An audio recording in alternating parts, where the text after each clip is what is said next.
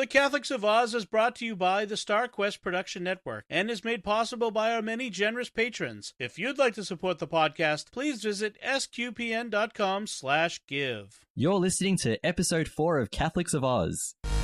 Catholics of Oz is a show where we discuss faith, culture, and what's been happening from an Aussie perspective, whether it's synods or science, apostolates and apps, providence or productivity. You can hear it right now on the Catholics of Oz. Hello, how you going? It's Lindsay Sant here, the host of Catholics of Oz. Welcome to episode 4. I'm joined today by Jerry. Jerry, how you going? Very well, Lindsay. Glad to be here. And Caroline, I'm joined by you as well. How are you today?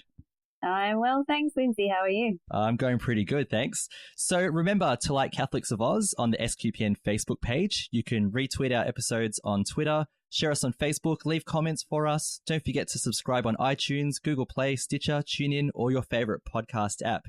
We're also on YouTube. You can listen to us there, so don't forget to hit the bell to get notifications. And you can also leave feedback for us on iTunes so that other people can hear our podcast and we can get more reach and grow this community. So today, episode 4, guys, we've got a couple of things to talk about. So why don't we begin with some Faith Beyond Borders? Well, I'm actually feeling rather good about this. I think we've all arrived at a very special place, eh? Oh. Spiritually, ecumenically. How do you make somebody love you without affecting free will? Welcome to my world, son. If you come up with an answer to that one, you let me know. Yes, I had to work very hard to pass Latin and theology. Oh, quite. Those are, of course, the most important things. Oh, yeah. So today we've got a couple of topics. The first one is quite interesting. Guys, I found this article. And Pope Francis, with Lent coming up, Pope Francis was offered $1 million, which he could give to a charity of his choice on behalf of a young girl who's a 12-year-old animal rights activist. Her name is Genesis Butler, and she's being supported by the $1 Million Vegan Campaign. And the whole idea is that if Pope Francis accepts going vegan for Lent, he'll be given $1 million to donate to a charity of his choice. So the spokespeople for this organization quote Laudato Si. So they take Pope Francis' encyclical on the environment, and they talk about things that he said about how all of us have a responsibility for the environment and for the earth. Pope Francis talked about a change in lifestyle that we might need to make. So they've taken that line, and they've interpreted it in a particular way. And they were talking about the benefits of a plant-based diet and so on. Are either of you guys vegan? No. I hadn't even thought about it before, but funnily enough, and we'll get to it a bit later on, but we had a bit of an experience with that yesterday. Okay, we'll talk about that soon. Yeah, I don't happen to be vegan myself. But we did have a sausage sizzle after church today. And we had that today as well. So yeah, we're recording this today after having just been to our 11 a.m. mass at church. So yes, we did have a sausage sizzle, so we might have just lost 1.5% of our audience talking about that, but we'll see how we go. So let's just talk about this. Jared, what do you think? The idea that Pope Francis is being made this offer, the question is, should he or shouldn't he? What do you think? There's pros and cons for both, isn't there? In one hand, it's quite a bold thing to request this of a pope who's been very vocal, very much more than has ever been before on how much the earth needs us to be, I suppose, better keepers of it, to be better caretakers. Some of the things in Genesis's letter to Pope Francis talk about, the use of agricultural land for farming and how much it, the, I suppose, inefficiency almost of it. Mentions that 83% of agricultural land is for animals, but it yields only 18% of our food. Well, I don't think they said food, but yeah, and things like that. However, it does seem a little, I suppose, publicised to say, Pope, do this and we'll give you $1 million. It's almost a bit like bribery. So I'm a little, on both sides of the fence about it. It's certainly not a bad initiative. Whether it's an appropriate way to, highly publicise Pope do what we want, I'm a little up in the air about it. But looking purely on the idea, it is not a bad idea. Sure. So, Caroline, is it appropriate to ask the Pope in an open letter publicly to go vegan for Lent for $1 million to give to his charity of choice? Well, I think I tend to agree with Jerry, really. Quite bold. It's like a demand almost, and putting the Pope on the spot, it's a public thing. At the same time, I think going vegan would be quite a big sacrifice for Lent. I mean, I'm not a huge meat eater. I do eat it now and then, but to have to give up eggs and cheese and milk and other products that come from animals, I would find very difficult. So in that respect, I mean, it would be a good idea. And also, obviously, donating $1 million to a charity would be a great thing to be able to do, but I'm not sure about the method of going about it. I wonder if he could try and meet her halfway and say, look, I'll give you the first Wednesday of Lent and I'll give you every Friday up until Easter. I wonder if that would work. I reckon we could consider a counteroffer to say, okay, you can keep your $1 million. How about can we get a rosary out of you every day? Oh, yes, or 1 million rosaries. Now I've had a little bit into this. Now, a gentleman named Paolo Rodari, someone at the Le Repubblica newspaper, who deals with Vatican issues, reported on this, and apparently Pope Francis only eats plain fish and white meat twice a week, a lot of fresh fruit and vegetables. So it's not a huge jump for him, but just an interesting little point there that he's not a big meat consumer. Yes. So maybe she should just hand over the money now and he can give it to somebody who needs it. I can say, I guess the issue I don't like about it, like it talks about the $1 million vegan, but it sort of puts a price on what a pope can be bought for.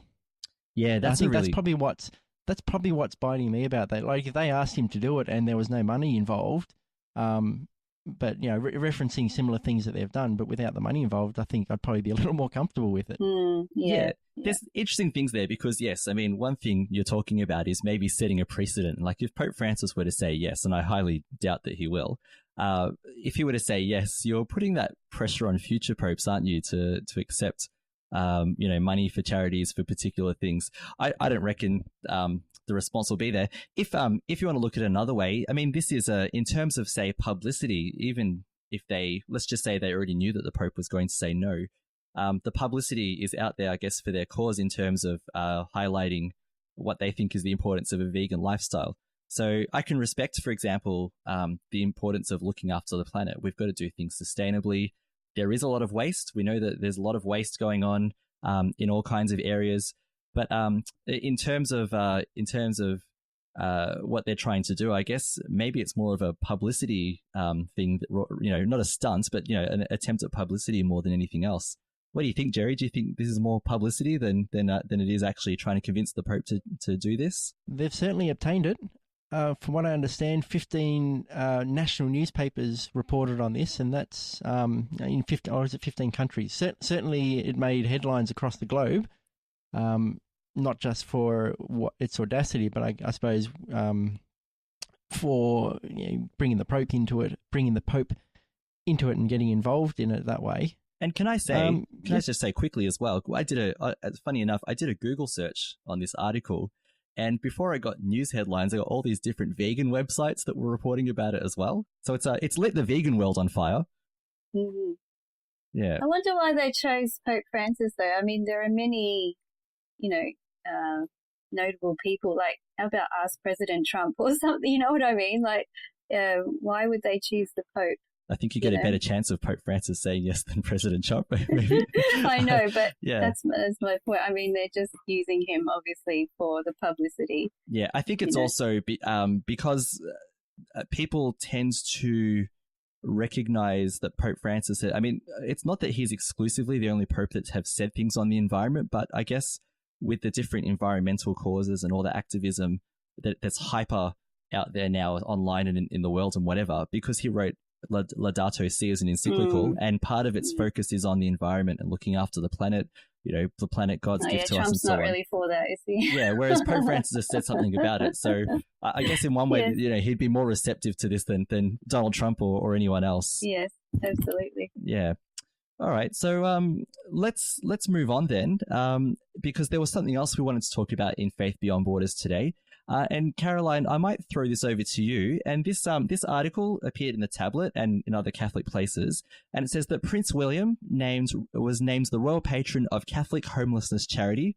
So Caroline, do you want to tell us a couple of things about this one? Yeah, I just happened to stumble upon this article. I mean, being Commonwealth Australia, we still have the royals, the English royals in our lives. And so this article popped up about Prince William, and he's just become, they've just announced that he's just become the royal patron of the Catholic homeless charity called The Passage in the UK. And this charity is about, providing hot meals for the homeless and also helping to get homeless people out of the cycle of being homeless and onto a better life. And, I'm a bit of a fan of Prince William and the royals, especially because his mother was very charitable, Princess Diana. And she first took him as a child in 1993 to visit this organisation. And since then, he's actually been going back and helping and just making, little public and private trips to the organisation to help out. So I thought that was just really sweet little story there. That just caught my attention. Yeah, it's it is a good story, and it's good to see people in high profiles going out to places to help people. It's the things that you wouldn't expect, seeing celebrities or royals or anyone else, going out and helping the poor or something like that. So it's good to see that it's something that he's held on to. Jerry, did you have any takeaways from this story? Well, again, similar to what Caroline was saying, being a fan of Prince William, we have similar ages, so we didn't grow up together, but we grew up around the same time. Sort of followed his story, life story from a distance to, see him being actively involved, not just accepting his position as as part of the royal family, but actively getting involved in the community like this is, it's a heartwarming thing to see. Yeah, I think it's good. Anything that raises the profile, because I know that it says here that the Passage is founded on the values of St. Vincent de Paul, which is a little bit different to the St. Vincent de Paul Society. So the St. Vincent de Paul Society was started by Frederick Ozanam, and that was his response to a particular time when there was a lot of anti-Catholicism where he was, and he used to have this debating society. And and he was proclaiming the goodness of the gospel, and there were all these people debating him, saying, no, the gospel's useless and whatever else. And eventually they said to him, well, if the gospel says this, what are you going to do about it? And Frederick Ozanam is famously quoted as saying, let us go to the poor. And the St. Vincent de Paul connection is that he chose St. Vincent de Paul's name and his work and his story as the inspiration for what he was going to do. So I think it's good that those stories are told, that they do inspire action as well. At my at the school where I work, we actually have a St. Vincent de Paul soup van that runs out of our school. So they use our school kitchen, and we have volunteers from outside of the school, but we also have senior student volunteers as well. And so they get to have that connection of seeing how faith and action can be put together in a particular way to make a difference. So having a royal or even anyone of that's well known or with a good reputation that does that, I think is inspiring for people, at our ordinary everyday lives who have these people doing the same thing as us. I think is good for us to work with. Are there any other takeaways from this article, guys? Well, I think it just adds to a list that I think it's something that Prince William is quite involved in. It's not just Catholic homelessness charity is a one-off sort of thing. He's quite, I think he's got a fair decent list of things that he's involved in. Charitable works and organisations that he either supports, helps out with, and that sort of stuff, which is it's a positive to see a young man like that. Yeah, as a royal, you would hope that the royals would do something good. Unfortunately, in the past, the royals it's been more about the scandal and the sensationalized stories and whatever, and that seems to be creeping in a little bit now with Prince Harry and Meghan Markle, whose official title I forgot. So it's good. I think it's good to emphasize seeing the royals as a force for good rather than some of the other things that the news tries to focus on. So let's move on now and we're going to get into our entertainment segment. I don't know where you get your delusions, laser brain.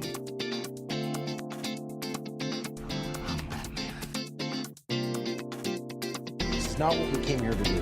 No, but it's what I'm going to do. I have a plan. You've got a plan. I have part of a plan.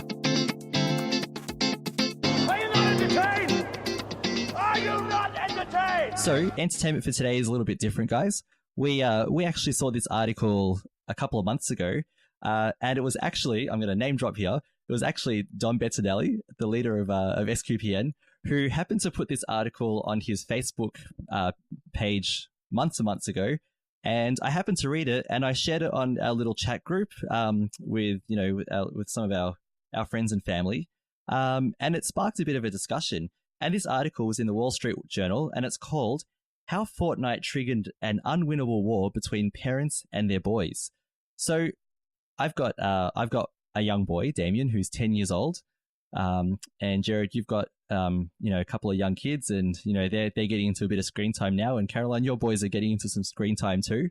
So yes, they're actually playing some screen time with your son downstairs while I record this. Yeah, that's right. You've actually borrowed my child to look after your children for a while. Yep. Thank you very much. Yeah, it's all right. He loves them. He's good with them. He's very responsible. Yeah. The thrust of this article was that it focused on, I think, 3 or 4 families, all with young teenage boys, so around the 12, 13-year-old age from memory. And these boys all play a game called Fortnite. Now, I've never played it. I know quite a few things about it because I'm a high school teacher, so I hear all this stuff all the time. But it's essentially a free-to-play shoot-'em-up game where one of the most popular modes is where you go into a map and everyone shoots at each other, and you can build little barriers and try and protect yourself and so on. But the point is to be the last man standing, or the last person standing by the end of the round. But apparently it has some very addictive qualities. So I think Epic was the company that produced it. I could be wrong about this, but they've made somewhere in around the $15 billion mark out of this game. And that's because within the game as well, you can do this thing called microtransactions. And the point of microtransactions is that you can buy equipment like, for your character. You can buy clothing for your character. You can buy dances for your character. That was a big thing. Damien came home once and did this dance. And I go, "Where'd you get that from?" And he said, "Oh, my friend saw it on Fortnite." And I said, "Don't ever do that again." But basically, the game apparently has some addictive properties as well. So very bright colors, sounds and so on, that are similar to what you might find in sort of pokie machines.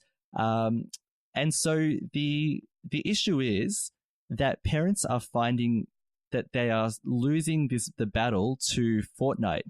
So their kids come home and they play and they talk about it at school. So they're all connected that way. So you don't want to be the odd kid out who's not playing Fortnite when you go home that night. And what some parents have noticed is that their kids, their behavior changes when they're not allowed to play. The kids become combative and they talk back, and it causes some issues like that. So what we wanted to talk about today is not really about Fortnite, but about this issue, I guess, that we've noticed sometimes with our own kids, where playing computer games has become something that if you don't monitor and that you don't involve yourself in with your kids, it can actually change your relationship with your kids. So I've noticed this myself. So my son Damien loves this game called Roblox. There is probably no way I'm going to let him play Fortnite ever because I have a few issues with it myself. But Roblox is this game, and it's based on the idea. It's kind of like Minecraft and Lego put together, where users build worlds, shopping center worlds or car racing worlds or whatever else, and players basically log in and participate. And it's very social, so his friends from school are on it as well. And we found after a while that as cute as the game is, we had to limit his usage because he was starting to find the hours drifting away because he was using it a lot. So we had to work on, this caught us by surprise a little bit. So we had to set limits for him. We had to talk to him about it. But we did notice at one stage that when we started putting limits that he was less than nice about it. So it's taken months and months of working with him and conversations and discussing why we don't want him to play for forever and, for hours and hours. And now we've sort of come into a system where we're happy, but it's in the back of my mind and Isabel, my wife, it's in the back of our minds that if we let it slip for just a second, we could go back to the way that he was before. So I might throw it round to the panel and see what your experiences are. So Jerry, do you want to tell us a little bit about, just react to what I said and maybe tell us some of your own experiences? It's kind of funny you bring up Roblox, I think, because I wouldn't be surprised if all 6 of our kids well, maybe not Alex, your youngest. You could. Are probably more centered on that game rather than Fortnite or anything else. So I've got Caitlin. She's got her own iPad, given not really with our consent by her grandparents, but it did mean that she's not going to use Priscilla's iPad, my wife, which is a more recent model, and this one's an old as the hills model, so it doesn't run things very well. Little old hat sort of stuff. Now she's got Roblox on there, set up by your aforementioned firstborn son Damien, who also set up pretty much everyone's account in the family. He was a bit of an evangelist, wasn't he? Yes. And yeah, she's familiar with all the games. Touch the screen, run around, and do this. Now we haven't had to too much limit her time on there because with school and bedtime and dinner and bath, brush teeth, whatever else, there's not really a whole lot of time in the day for her to get involved in it during the school term. I suppose it's probably been the school holidays where we'd have the most danger. But fortunately, she's in grade 1, 6.5, so I'm sure it's going to come. She's coming from a background of me who was probably pretty similar, attached to the real-time strategy games of Warcraft, StarCraft 20 years ago, and things like that. So I know that she has the potential to be an addictive game player because it's in her blood. A different story, and it's almost a funny one, with our 3-year-old James, is that he also likes watching Roblox, and there's one game called Crushed by a Speeding Wall. It's hardly popular. You go on there's about 300 people playing, or something like that. Not hugely popular for a Roblox game. It's basically a yellow wall that turns red and screams down a corridor with little hiding places in it, smashes into you and knocks you apart if it hits you. And that's the gist of the game. And he is obsessed. He is beyond obsessed. Sounds like fun. It does sound very fun. So I suppose to help out with that one, because he likes to play that, we've managed to make our hallway at home the Crushed by a Speeding Wall real-time battleground. So I've got screenshots of this wall. It has faces, so it's a happy face when it's yellow, and then when it charges at you, it turns angry, cartoony angry, so not scary angry. And so we've got paper, red wall face on one side, yellow wall face on the other side. So he keeps his yellow wall face in the bedroom at the end of the hall and comes charging down with his when it changes color. And look, I don't know if you're never an expert, but it's dealing with the problem of, not really a problem, it's dealing with him having an obsession with that game in a way that's getting him, active, he's happy, he's smiling when he does it. Look, I don't know if you can do Fortnite like that. Is that dangerous? Yeah. to be able to convert, get 100 players into a park, but at least they'll be active. Yeah. Yeah, I certainly wouldn't try and do it in your house, though. No. Yeah. All right, so but that's probably that's probably where we're at. So it's not quite, we're not at addiction levels or anything like that, but it is certainly something that is on their mind. And sometimes around the dinner table, Daddy, the red face, blah blah. Oh. It's hard not to tune out because I know exactly what he's about to say. Yes, I've noticed that Damien is similar, where when he's not playing Roblox, he likes to talk about it, and he keeps telling me his grand plans is, he says, I'm going to save up enough Robux. So Robux is the currency in the game, which is, again, that microtransaction thing you have to watch out for. But he says, I'm going to save up enough Robux to do this and do that. And I keep thinking, well, where are you going to get the money from? But I don't tell him that. But I just go, yes, son, yes, son. But Caroline, why don't you tell us a bit about your experiences? Yeah, well, Damien also. We're blaming Damien for I this. feel like I should be apologising to everyone. No, not at all. I mean, yes, he's introduced my 2 sons, Frankie and Harry, to Roblox. It's not such a bad thing because at the same time they get to play something together if they can't be together, at least they can play a game together online, which is okay. But my boys do enjoy Roblox as well, and they play a game. I think it's Restaurant Tycoon. You have a restaurant and you just serve people food, which is fine with me.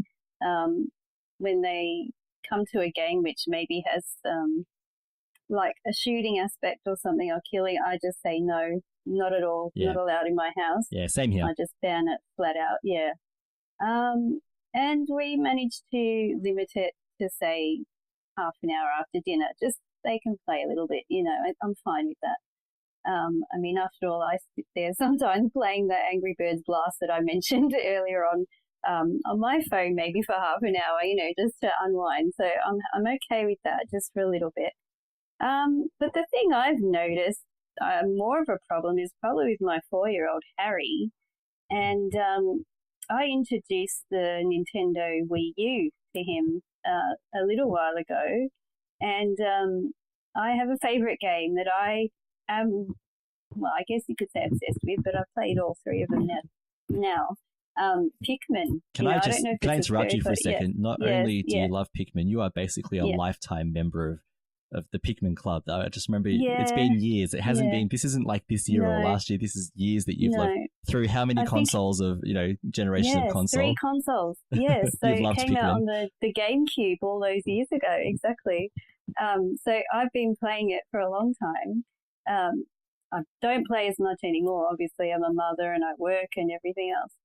I don't really have much time, but I did introduce my sons to it because I thought this would be something nice that we could play together.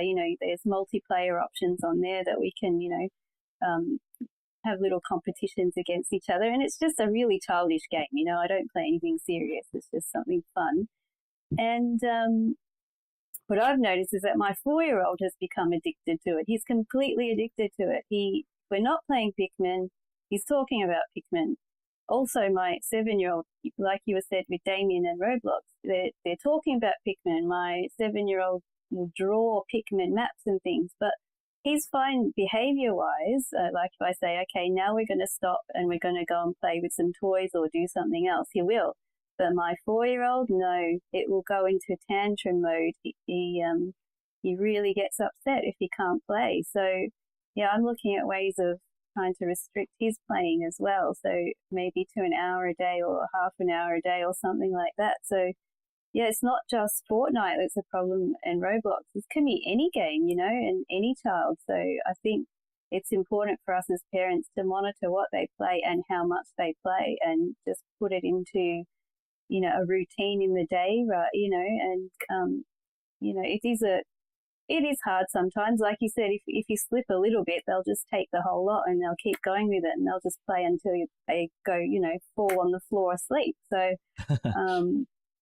it gets really challenging. I mean, us as adults can maybe control ourselves a little bit better most of the time. Definitely, maybe. Yeah, a little bit. most of the time. But yeah, as children, it's really our responsibility to monitor them. Yeah, and I think that was the one of the things the article was talking about, because it talked about the effects of this, this phenomena of kids getting hooked on computer games. That they noticed that kids weren't playing out in their streets anymore. These were American families. There was I said it was Wall Street Journal, I think. But basically, kids weren't out playing in the streets. They were meeting by on their consoles. It was even talking about how they would use their consoles to do homework as well, because they can wear headphones and talk to each other like this Skype, like a Skype call, like how we're recording now. Mm-hmm. So it was the pressure that parents face in one way. I'm not saying that parents are powerless, but for a time, I think that it's possible to feel powerless to do anything about it, because you've got the outside influence as well, that all the kids are doing this, and then your kid is left out if they're not doing it. But I think it's nothing to be worried about or ashamed of if your kid, if your child, I should say, can't do the same as everyone else. So if they're all getting together on Xbox in the evening, one way, I guess, to deal with that is not to say, all right, I'll buy you an Xbox so you can talk to your friends. But it could be simply to say something like, hey, why don't we take you and your friends out, at one stage, we'll go bowling together or something. So even show the friends how to do something that doesn't involve a screen or something like that. Jared, I like your solution as well. The idea of, if your son, if James wants to play, what was the name of that game you were talking about, or Roblox? Yeah, crushed by a speeding wall. Yeah, and if you're a game that the kids like to play, just bring it to life. I loved your idea of bringing it to life. I mean, that's a great idea too. That is great. Fantastic. Yeah, the other thing I thought as well is Damien invites me to join him, which I think is good, although I don't join him when his friends are playing because I've got issues with doing that. I don't think it's a good idea. However, he does, for example, last night he was playing this game where you run around in a dungeon. It was very cute looking, actually. And you run around a dungeon and you kill monsters, you kill the boss monster, you move to the next level and whatever else. And it's like this top-down view. And there's just walls and dungeons and traps and whatever else. But Damien invited me to join, and I thought that was good because I was watching the clock, and after about 20 minutes, I said, okay, good, let's stop playing now, time up, let's go do something else together. So there are ways to get them out of it. I think it's a danger in one way that they've got that they can't control their use, but it's also an opportunity, I guess, in a positive sense for us to teach them about their usage, to teach them that virtue of self-control and self-regulation and things like that as well. I'm just wondering if, even though, because addictive fun things are going to be present all the time, in terms of screen. Virtual reality is going to become a big thing, later on down the track. There are movies depicting, I think Ready Player One was a film that depicted everyone basically living in virtual reality. And while we're not at that stage, and hopefully we never will be, there's probably an opportunity for us to use these to teach our kids some virtues and some self-control as well. Jerry, was there anything else you wanted to add about this story? That probably covers most of it. I mean, it was really from our perspective, and I suppose we covered that. I suppose as well, it's like you said, it's not a matter of you can't get through to them. And as parents of kids who might be addicted to video games, we've probably got that unique in to them in what you said. Joining Damien in the game, I'll join Kate then in playing a game, but we've got that unique ability to sort of, at this age anyway, they still want us to be around them. And so when we say, let's stop and do something else, he's 10, you got 7, Caroline, I've got 6. They still want us around in their lives. We've still got that ability to reach in. Maybe that'll change in teens, but while they're still young enough to want us around, we can say, okay, let's go and do something. And because we're doing it, they'll want to do it with us. Yeah, very true. Caroline, how about yourself? Is there anything else you wanted to add about this story? Yeah, I agree with Jerry on that, and I guess I would add to that I guess it's a good thing if we try as parents perhaps to make playing computer games one of the activities that they do rather than the activity that they do. Like, you guys were suggesting to make things more active, and I love to go for walks, so I take the boys on a walk with me instead of playing all night on the computers. So yeah, that's what I would take away from that. Yeah, it's a good suggestion. I think it's good to show our kids the outdoors, isn't it? Just let's go outside. Yeah. Absolutely. If you've got a decent sized backyard, use it. If you've got a pretty safe street to walk on, use that as well. There's all these other opportunities.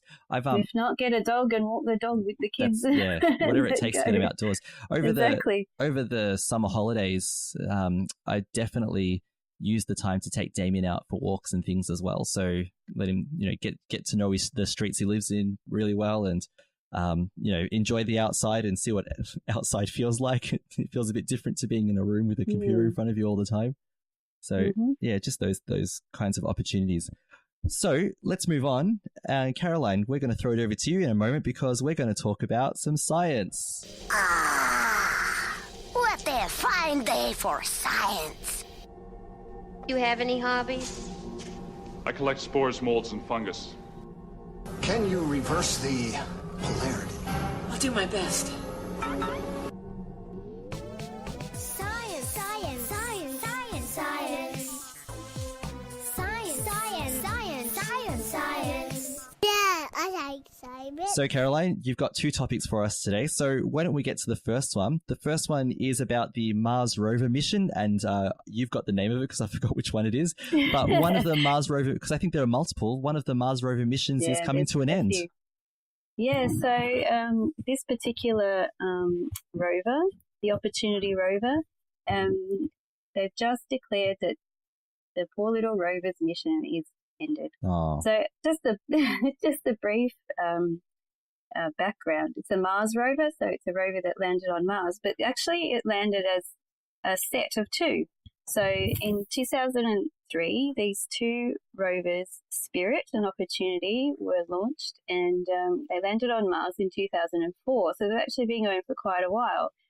Their mission was basically to study the geology of Mars and to try and see if they can find evidence of water having been there, and perhaps the evidence that perhaps it could have supported life at one stage. We're not talking here like large organisms, obviously, the microbial type of organisms. So far, we can't see any evidence of anything larger than that. So, this mission's been going for a while. The two rovers were only expected to last for about 90 sol, which is 1 sol is a day on Mars. They actually went for years. So they used the rovers for as long as they could. Spirit, it landed on one side of Mars, and Opportunity landed on the other side. Spirit landed in a plane called the Meridiani Planum, and the Opportunity landed in the Gusev crater. I hope I'm pronouncing those properly. So one was so they landed in different terrains because both will have different properties. The terrain, the flat plains, they'd identified an area where there could be salts and other minerals that were formed because of the presence of water. And Opportunity landed in a crater because you could study, since the crater had impacted the surface, you could study sediments in the soil. So you could study several different layers and kind of go back in the history of the geology of Mars. And now the Spirit one has already ended. It ended in 2010, where it got stuck, and that was it. They couldn't move it anymore, and they also, after a while, lost communication with the rover. So he's just still sitting there where it stopped. The same thing, unfortunately, has happened to the Opportunity rover. What happened is in June of 2018, last year, there was a global Martian dust storm. So there was a massive dust storm on Mars. I think I've seen that movie. Yes, except for the dust storm. Matt Damon wasn't there when that happened, was he? I don't think so. You could ask him, but yeah. Maybe I will. I'm not sure. Yeah, ask him. Anyway, so what happened, there was a massive dust storm that occurred over the planet. Now, the rover is powered by solar panels. The dust storm obviously covered the solar panels, and this didn't let the batteries of the rover charge back up when it needed to, and so it kind of died out, unfortunately. They had been sending commands to the rover to try and get some response back from it, but unfortunately they had no response, and on February 13th they finally declared that mission over, which is a little bit sad, but it had been going for a very long time. It gave us many results. We found out type of geology that was on Mars, including little stones they term blueberries because they're like little blue round stones, which is really quite interesting. Yeah. It is actually like the world record holder for the longest rover. So it's been going for 14 years, past the 90-day mission that it was supposed to go for. It drove a total of 28.06 miles, which is about 45 kilometers. And it provided so many beautiful photographs. I'm sure you've seen lots of photos of Mars, maybe popped up in the news or seen them on the internet. Yeah, they're amazing. These selfies. Yeah. And so with these two rovers, we've been able to see pictures of Mars that we'd never ever be able to see without them. So for me, that's the most amazing thing because, you know, to actually see another planet, to see the terrain of another planet is just amazing. You know, I mean, it just looks like you can just fly there, land, get out and walk around. Obviously you can't because the atmosphere won't sustain humans. But, it's a pity, but we got so much information and far more information than we ever expected that we get back. So yeah, that's really fascinating. I've seen images of Mars, not photographs, but like computer generated images where they talk about polar ice caps on Mars. I know this is a little bit off topic, but are there actually polar ice caps on Mars? Yeah, so off the top of my head, I've seen the similar things, and there are cold regions on Mars, just like there are on Earth, where the sun doesn't reach as intensely as it will reach the other sides of the Earth. So it will have colder regions on Mars, yeah, for sure. It's really fascinating, but no one's ever sent a mission there or anything like that as yet. Off the top of my head, I haven't heard of a specific mission for the polar caps, but because what the aim of these missions are really is to go and kind of make a pathway for eventually when we send humans to Mars. So we're really studying the terrain, the geology, the chemical makeup of the atmosphere, of the ground. Is there water? What's the water made of? How much salt is in the water, and all that kind of thing. So for potential human how do you say it? For habitation? us to go and maybe habitation, yeah. To go and live there and walk and yeah. So, yeah. Really fascinating. So I think Elon Musk had grand plans for going there. Maybe they're a bit ambitious, but I think he wanted to be the first one to send people over there on a bit of a one-way trip and then build a Mars, colony for humans or something. So he had an interest in that, yeah. But I think NASA are probably doing it a bit more, they're taking the steps slowly and properly and really studying it before they send anyone. They're going to be sending more rovers in 2020, so to further study the planet. So, it's probably a better way to go than just go here, put some people in and go. But and see what happens. Yeah. Yeah. I mean, there are also studies. Yeah. I mean, there's also the International Space Station, where people are living in space at the moment. So they're studying how space affects people and how space travel could affect people. So it's kind of a step-by-step process. Can't just send people off. Yeah. Now this next one that you've got here on our list, this one fascinated me, and I was trying to interpret what it means because I've got written here, and by the way, I'm not happy that you're making me say this again because I think I got it wrong last time, but Ultima Thule. So we talked about the shape resembling something like a snowman in our previous episode, but now you're talking about you've got it as pancake shaped. What's the deal here, Caroline? What's going on? Okay, so Ultima Thule, we first got the NASA flew by on January 1st this year, 2019, and then a few days later we got the actual images and of the flyby, and we at first glance it looks like two spheres kind of merged together to form a shape like a bowling pin or a snowman.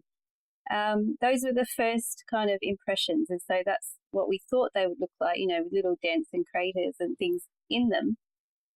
But another image that has beamed up recently shows the flyby, and now they've been able to see the shape. It's not with direct sunlight on Ultima Thule on the two lobes, but it's kind of a shadowed image, and there's a hint of sunlight on the top, so you can see the top outline, and then what the rest of the image you can see is dark, but it blocks out stars in the background, and you can kind of make out the shape, and they look more flat than both. Instead of looking like spheres, they've turned them as lumpy pancakes. So they're kind of thinner. But the Ultima Thule looks actually a lot thinner than we thought it actually looks. So we're still learning more. We're still getting more images and still learning more about this interesting Kuiper Belt object. It's really fascinating. I'm pretty sure I'm safely can say this on behalf of Jerry and I that we were thinking about pancakes during the whole time that you talked about that. Am I right, Jerry? Yep, they've taken a space rolling pin and started flattening out the lumps. Yeah, we could when start a cooking when we segment. revisit this soon, it's just going to be 2 long stacks, maybe a maple syrup shape somewhere in there. Sounds good. Yeah, and I'm hungry. at some, Shrove Tuesday is a couple of weeks away for us, so we're Oh my goodness. perfect. We can tie that in Tie very it in well. very Very well. good. Yes. Well done. All right. So speaking of tying things up, let's wrap it up there for today.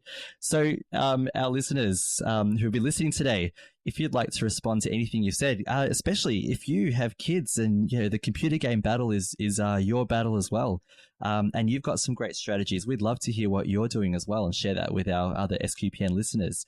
But thank you very much for joining us for this episode. You can send us feedback by visiting us at sqpn.com/Oz, spelled OZ, or you can go to the Facebook page of SQPN. You can also send us an email to oz@sqpn.com. All the relevant links from today's discussion will be in our show notes as well. Please be sure to subscribe to Catholics of Oz on iTunes and Google Play, Stitcher, TuneIn, and wherever good podcasts are found. And also, as always, please remember there are some other great podcasts on the SQPN network. I love listening to Let's Talk and Secrets of Doctor Who, Secrets of Star Trek, Secrets of Technology. It will take me forever to go through the list, but there are some really wonderful topics that are discussed there as well. Guys, just listening, talking about SQPN podcasts, I've just about know what day of the week an SQPN podcast is going to be, and my week is almost filled now. So I've just about got everything I want now. Are you guys listening to any of the other podcasts on SQPN as well, Caroline? Oh, yeah. Yeah, I'm listening to Jimmy Akin's Mysterious World. Oh, see, I forgot to mention that, yes. That's become one of my absolute favourite podcasts ever.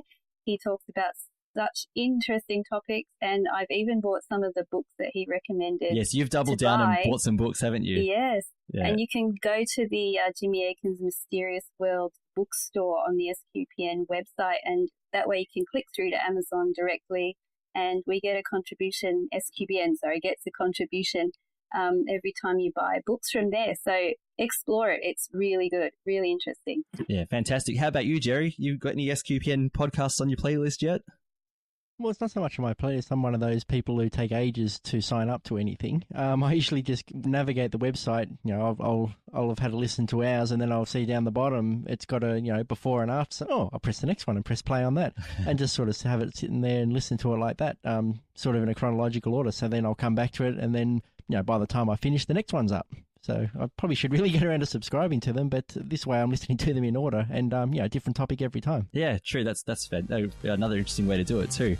All right. So until next time, Caroline, thank you very much for being on the show today. Thank you, guys. And Jerry, thank you as well. Thanks. Glad to have been part of it. And once again, I'm Lindsay Sands, and thank you for listening to the Catholics of Oz.